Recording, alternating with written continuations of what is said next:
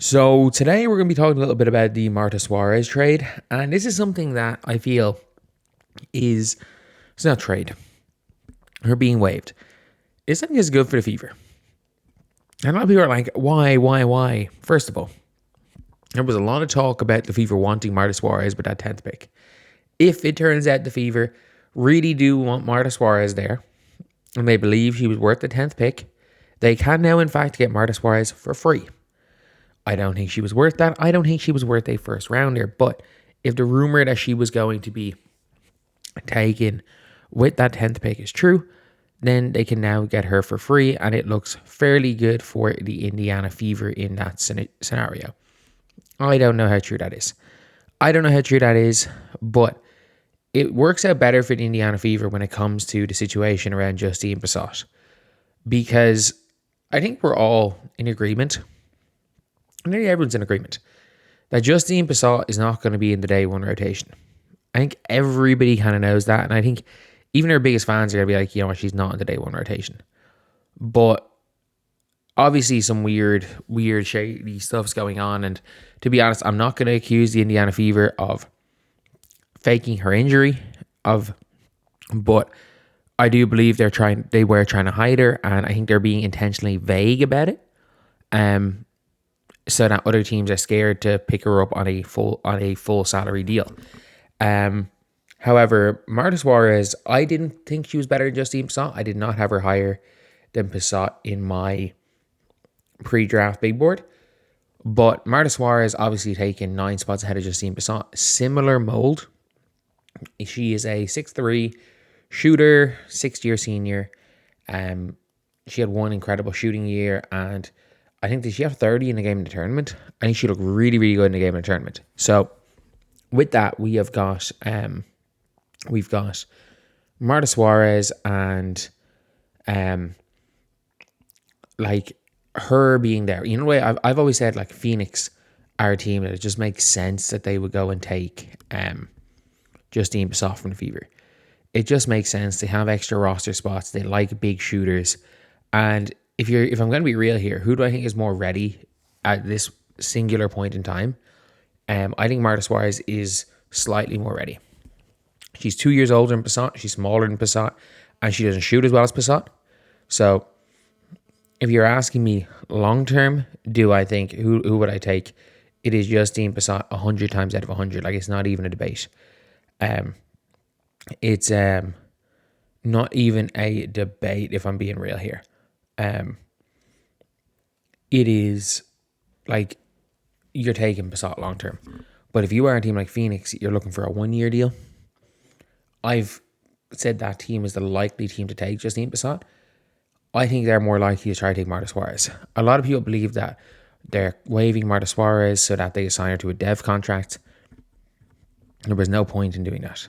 They could assign her to a dev contract immediately and then fought her. If you want to make someone a dev player, you'll sign them to that contract immediately. The Valks were already very much on the line of bringing her into the team or not, or bringing any of their draft picks onto the team, because the Valks kind of had a full roster. They ran it back with a lot of the same team as last year, minus Mo Billings, minus Temi, and they added Gabby Williams. And obviously, we've talked about the awful Flaw Jay Johnson trade. We've talked about that. That was horrific. Like, absolutely horrific. That being said, we're now in a situation where, like, as bad as that trade was, the Valks have already lost. I think the Valks traded Flaw J Johnson for cap room. They traded Flaw J Johnson because they did not want to pay her. And the worst part is that, like, apparently they only wanted Haquez. And they were willing to take Yana Martin because they could ship her back to Spain. They literally only wanted Haquez at 8. If anyone else was there other than Haquez, they weren't going to take the pick. People were like, oh, that trade was organized before the draft. Yeah, it was organized before the draft if certain players weren't on the board. People were like, oh, it was nothing to do with Flaw J. Yeah, it was nothing to do with Flaw J. It was basically the team was basically told, or like Seattle were basically told that if like from what I've heard it with Hackways, if Hackways is not on the board, you guys make that pick and just give us pick 16. And they took Suarez with by the looks of things, no intention of keeping Marta Suarez. They literally traded a pick for cap space. Like, I know it's happened. I know the Fever did it. The Fever traded the pick last year so they get cap space, so they could Supermax Kelsey and Max Duana, and give a little bit extra money out. So they basically did it for cap space too. So it's not like a foreign concept. A lot of people are saying, "Oh, the Fever," they basically the same thing when they trade down into the second round. From again, I don't have sources, but I have heard this theory from people that I'm like, I don't think they would say it if they didn't have some idea that the Indiana Fever basically thought last year was like a 4-person draft, and they were like, after 4 they didn't really want anybody, so they were like, whoever we get at 8, at 19, they're going to be there anyway. And in fairness, they used KK Timpson. They used the pick on KK Timpson, which I don't hate. I don't hate that pick. Like, I don't know if it works out, but the upside is obviously there for KK. But yeah, like, Marta Suarez being available means that archetype of player. Like, if you look at the Mercury, Cara Dunn's going to make the team. Ashton Prechtel's going to make the team. They've lost Kat Westbeld. So, Marta Suarez, and they've already cut Garzon because she was injured. Marta Suarez is available. This is a win now team. And I thought it was near guaranteed that the Mercury were going to look at Justine Pissott. With Marta Suarez there, you got a player that was drafted higher, first pick of the second round, available, will shoot the ball, is pretty bit broader than Pissott at the minute, and a little bit more WNBA ready. So I could see them going and saying, fuck it, we'll take Suarez.